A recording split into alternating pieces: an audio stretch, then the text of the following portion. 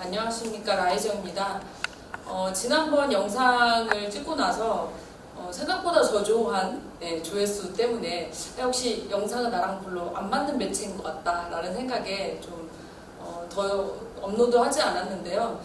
댓글로 여러분들께서 이제 도움이 된다고 말씀해 주시기도 하고, 또 어떤 분들은 근무복을 아니고 하면 어떠냐 뭐 이런 의견들도 좀 주셔서, 그리고 또 생각해보면 이렇게 많은 조회수가 아니더라도 소수의 사람들에게 이제 저희가 찍은 영상이 도움이 되면 소개 목적을 달성한 게 아닌가 하는 생각이 들어서 다시 좀 영상을 제작하게 됐고요.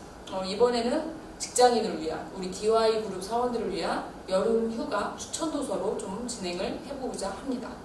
네. 첫 번째 책은 이 책인데요. 올리버 섹스라는 작가의 모든 것은 그 자리에 라는 책입니다. 분야로 보자면 수필이고요. 이제 이 작가는 최근에 그 아내를 모자로 착각한 남자가 방송에 이제 나오면서 더 유명해졌는데, 원래 유명한 작가이긴 합니다. 저는 예전에 이제 환각이라는 책을 조금 읽다가 좀 못 읽었는데요. 이 책은 끝까지 재미있게 감동적으로 읽은 책이었습니다.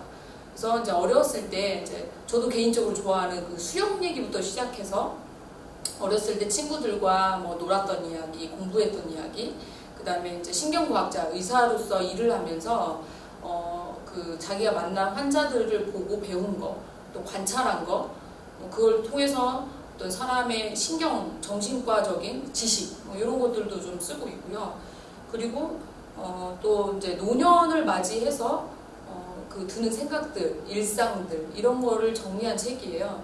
그래서 막 슬픈 내용이 있는 건 아닌데 이제 끝까지 읽다 보면 굉장히 그 눈가가 촉촉해지는 그런 책이었습니다. 소제목이 이런 식이에요. 신경학적 꿈, 나이든 내와 노쇠한 내, 청어사랑, 은행나무의 방, 이런 식인데요. 굉장히 과학적이면서도 굉장히 문학적인 그런 책입니다. 또 부수적으로 그런 것도 있었어요. 비타민 B12가 중요하구나. 특히 이제 연로하신 부모님들께. 그래서 이제 비타민제를 먹거나 아니면 이제 그 고기를 잘 드셔야 되구나. 이런 부수적인 지식도 좀 얻게 되고요. 또 그 문학 이야기, 또 본인이 알고 있던 철학자들 이야기 이런 것까지 이렇게 녹여든 책이어서 여러분들도 즐겁게 읽을 수 있을 것 같고, 난이도는 그렇게 쉽지 않을 수는 있어요. 이제 여러분이 이제 이와 관련된 그런 배경 지식이 좀 없다면 조금 어렵게 느껴지실 수 있는데, 저도 그렇게 배경 지식이 이쪽 분야에 있는 건 아니거든요. 그래서 모르는 내용은 이제 맥락상 좀 이해하면서 지나가도 괜찮을 것 같고요. 제가 이 책에서 밑줄 친 문장 하나만 소개해드리고 이번 책 소개는 마치려고 합니다. 그 치유 공동체에 대해서 쓴 내용인데요. 이런 내용이 있어요. 그곳에는 공동체, 동료의 일과 창의력을 발휘할 기회, 개성에 대한 존중이 있었을 뿐만 아니라 적절한 심리요법과 각종 약물요법도 있었다. 네. 우리 회사가 추구하는, 그러니까 핵심 가치에서 말하는 좋은 회사의 모습도 이와 비슷하지 않을까 하는 생각도 들었습니다. 네. 네. 자, 두 번째 책은 바로 이 책입니다. 네. 당신이 옳다. 정혜신 정신과 의사가 쓴 책이고요. 이 책은 어떤 내용이냐면, 이제 정신과 의사로서 치유의 현장에서 있었던 이 작가가 본인이 했던 경험을 바탕으로 해서 공감이 무엇인지, 치유가 어떻게 일어날 수 있는지를 좀 전문적이면서도 쉽게 쓰고 있는 그런 책입니다. 제가 그 추천도서 3권을 정한 기준은 솔직히 제가 읽은 책 중에서 가장 재밌는, 그리고 이 책 정말 좋다라고 생각하는 부분으로 해서 가져온 건데요. 이 책을 권해드리는 이유는 일단 번역체가 아니어서 좀 번역체를 어려워하시는 분들께 좀 쉽게 다가갈 수 있는 그런 면이 있는 책이고요. 또 하나 이 책이 좋은 점은 이제 본인이 정신과 의사니까 그 정신과 치료의 이제 그 전문가라고 할 수 있잖아요. 그런데 그 정신과 치료의 한계점을 인정하면서 책을 쓰고 있어요. 가령 이런 내용이 있거든요. 증상이 같다고 해서 처방이 다 똑같을 수 없는데 정신과 치료는 어떤 일정 부분에서 좀 그런 면이 있다. 그런데 이건 옳지 않다고 생각한다. 라고 얘기하고 있는 부분이죠. 그래서 굉장히 좀 그 진정성이 느껴지는 그런 책이었고요. 이제 이런 분들께 좀 권해드립니다. 최근에 좀 뭐 별일 없는데 정신적으로 많이 지친다. 그리고 이제 주변 사람들과 관계가 좀 힘들다 하시는 분들께 좀 더 도움이 될 수 있는 책이고요. 뭐 그렇지 않더라도 지금 여름 휴가니까 그동안 우리가 1년 단위로 좀 봤을 때 내가 한 7월까지 7개월 정도 자기 자신에 대해서 좀 생각을 해보고 앞으로는 또 어떻게 더 잘 살 수 있을지를 좀 계획을 세워보는 그런 시간으로 만들어 드릴 수 있습니다. 뭐 CEO만 그 책 읽으면서 생각 주간 갖는 게 아니라 우리도 누구나 책을 읽으면 그런 시간을 가질 수 있는 거죠. 그리고 또 구체적이고 실질적인 방법을 알려주고 있어요. 그래서 저도 이 책을 남편하고 같이 읽고 책에서 나온 대화를 했는데 그거였거든요. 그 인생에서 가장 기억에 남는 밥상. 그 얘기를 했는데 굉장히 이렇게 뭐 별일 아닌 그 질문에도 이렇게 눈물이 나는 뭐 그런 내용들이 상당히 많았습니다. 그래서 바로 책을 읽고 자기에 가까운 사람들, 그러니까 뭐 사춘기 자녀가 될 수도 있고, 그다음에 요즘 대화가 좀 어려워진 배우자가 될 수도 있고, 그다음에 원수 같은 동료가 될 수도 있고, 이런 사람들과 그 공감을 시도해 볼 수 있는 그런 책입니다. 이 책에서 제가 밑줄 친 문장은요, 이겁니다. 감정적 반응 그 자체가 공감은 아니다. 그러니까 감정적으로 그냥 우리가 그랬구나, 같이 슬퍼하고 이 정도만 하는 것이 공감이 아니라는 거죠. 한 존재가 또 다른 존재가 처한 상황과 상처에 대해 알고 이해하는 과정을 거치면서 그 존재 자체에 대해 갖게 되는 통합적 정서와 사려 깊은 이해의 어울림이 공감이다. 네, 조금 이제 어렵게 느껴지실 수도 있는데 책 내용을 보면 굉장히 일상적인 언어로 되어 있기 때문에 쉽게 그리고 실용적으로 읽을 수 있는 두 번째 책입니다. 네, 마지막 책은 숙제라는 책입니다.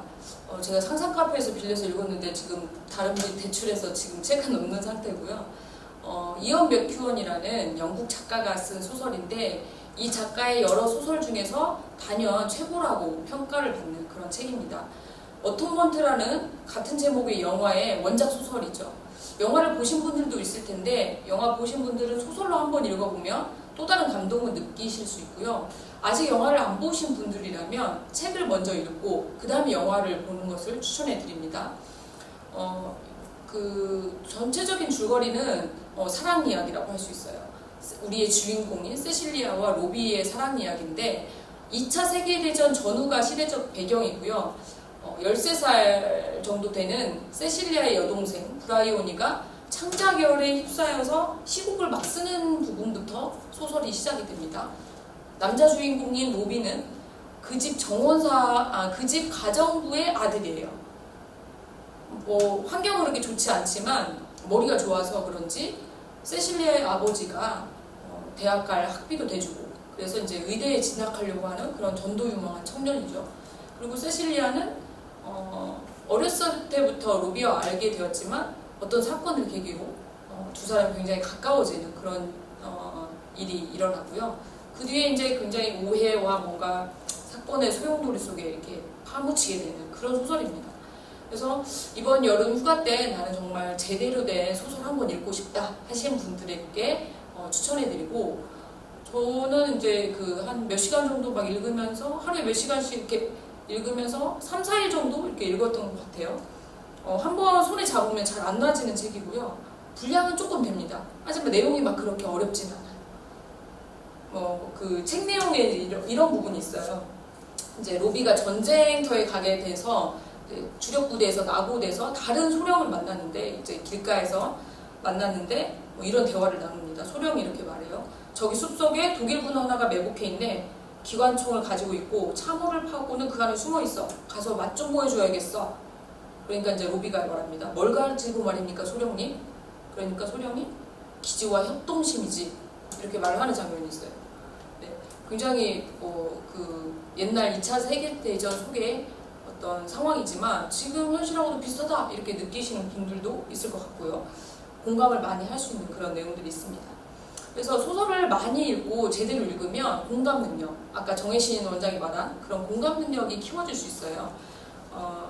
간접 경험, 그 다음에 그 등장인물의 어떤 내면을 또 행동의 원인을 생각해 보게 되면서 미루어 짐작하고 그 상황이 되어보면서 공감 능력이 커지는 거죠. 네. 더 이상 말씀드리면 이제 스포일러가 되기 때문에 네, 여기까지만 말씀을 드리고 그 세 권의 책 다 모두 제가 이제 여름휴가라는 특수성에 맞춰서 좀 권해드렸던 책이고요. 당신이 옳다가 가장 난이도 면에서는 좀 쉽고 분량도 좀 적고요. 그 다음에가 속죄, 그 다음에 조금 난이도가 있는 게 모든 것은 그 자리에, 이렇게 이해를 하시면 되겠습니다. 네, 이렇게 좀 세 권의 책을 소개해드렸고요. 여름 휴가를 제가 추천해드린 세 권의 책을 참고하셔서 알차고 행복하게 보내시길 바랍니다.